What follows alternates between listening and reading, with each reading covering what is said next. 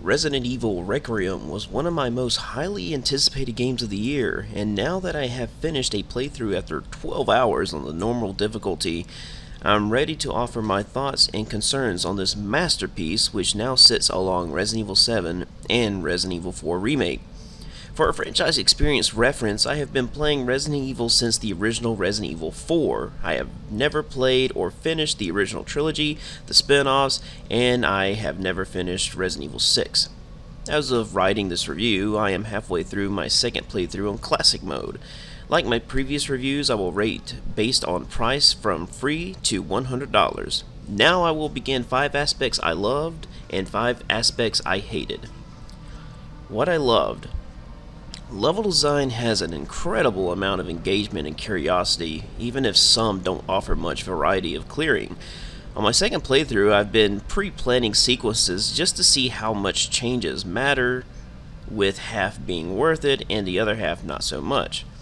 There's a small section near the end of the game that was so impressive I had to hold myself back from spending hours figuring out the best method of clearing it out, even though it was a significantly smaller encounter.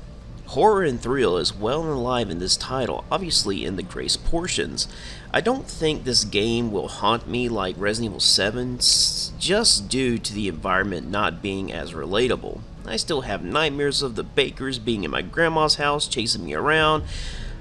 I think the scariest section in Requiem for me was this cave section, and mainly because of how extremely dark and narrow it is, plus you have a pursuing monster. After that section, which is early to mid-game, the horror dies off and the game primarily focuses on action. In-game content is highly addicting with rewards and challenges. There is a difficulty unlocked after rolling the credits called Insanity Mode, which apparently changes enemy and item locations, which is super exciting to anticipate. I'm currently running through another playthrough to unlock items that'll make Insanity Mode feel more comfortable. I do wish that there were more unlockables, but perhaps with future patches, more will be added, hopefully. Combat turned out to be more satisfying than I previously perceived, with vastly intriguing methods of defeating enemies and even bosses. Recently, I have been fascinated with discovering the intended methods for defeating bosses, which came from playing Elden Ring too much. And after several bosses analyzed with this ambition, I have grown to love the bosses significantly more than on my previous playthrough. I do have a few uploads on the channel showcasing the foundation strategies that can definitely help new players in understanding how the fight works at its core. Characters are once again very interesting to see perform their scenarios, with awesome acting and well-angled cutscenes. I loved seeing any character pop up with the hopes of understanding them better after being well established. I can't recall a single moment where I was bored from listening to a character speak, even exposition, which was brief and to the point. I especially enjoy the antagonists near the end when they find out a huge plot point that shifts them into a confused yet frustrated gear. What I hated. Content paywall contains several items like costume, charms, weapon skins, and a little more under a $15 price, with none of the content being obtainable in the base game, which is absolutely despicable. I hope eventually these items are added, perhaps in the gold edition that usually releases, but there's still that lack of reward for getting them instantly. The Ironwood moment of Requiem is a special character segment where you must slowly get through walking and hiding with awkward progression triggers. This segment isn't too long, but feels like an eternity. This section should have at least contained interesting puzzles to solve, but instead you look at something, then run away, hear a noise, then run back to proceed.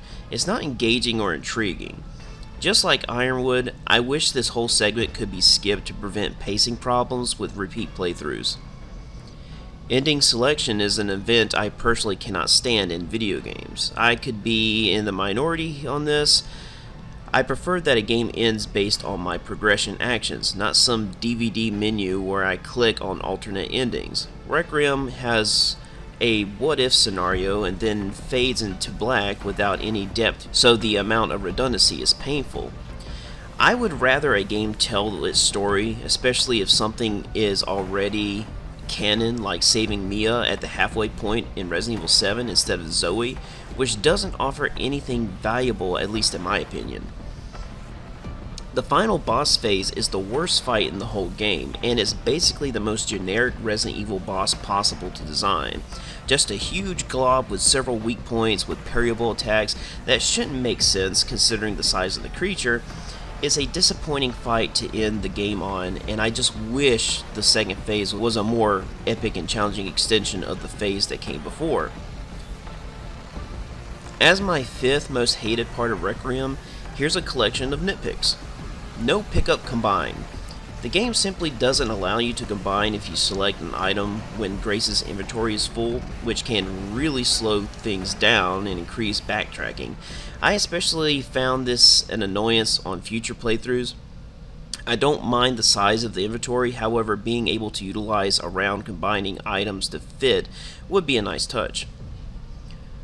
Requiem handoff limit. Funny thing that occurred with this one is that I used every bullet except one for Requiem before Leon hands it to Grace, and I thought the quantity carried over, but turns out the game always gives you just one bullet when Grace possesses it. I don't know if this is an oversight or a strange design choice by the developers. Unnecessary shot, the girl. There is a moment at the end of the fight where this pursuer enemy, where the game demands you to shoot with a prominent prompt when you absolutely don't need to. There's no chance of damage and the cutscene triggers shortly after, so why does the game ask for this? Perhaps as a part of a puzzle that I'm not aware of yet, where shooting is somehow part of the solution. Prompts not registering is quite bothersome.